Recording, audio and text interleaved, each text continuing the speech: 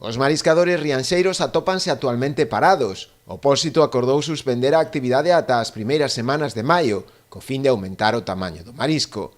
Pero as mostraxes realizadas dende a confraría non son boas, a pesar dos traballos de arado e sementeira dos bancos marisqueiros realizados, polo que a campaña de verán apunta mal. Os mostreos son malísimos outra vez, cando cos traballos que se fixeron de regeneración, que son uns traballos bastante bons que se fixeron, tanto de labrados como de vertidos de area, fixemos de todo, incluso sementeira, fixemos, vemos que non dá resultado, cando outros anos si daba resultado.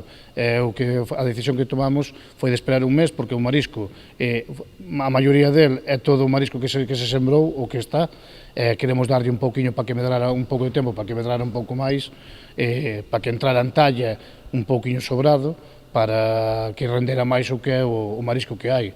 A ver se famos polo menos esta campaña e os mariscadores un pouco levan un xornal como Dios manda.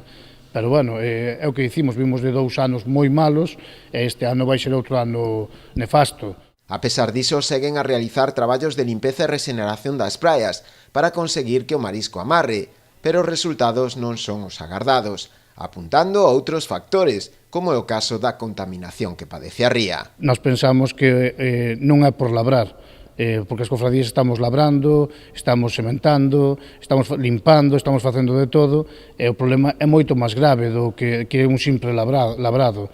Eu penso que na Consellería hai técnicos suficientes e capacitados para facer este traballo e dunha vez por todas eu penso que hai que poñer as cartas en riba da mesa e facer un estudio como Dios manda da ría para saber cal é o problema da ría, porque estamos vendo que cada vez somos menos xente no mar.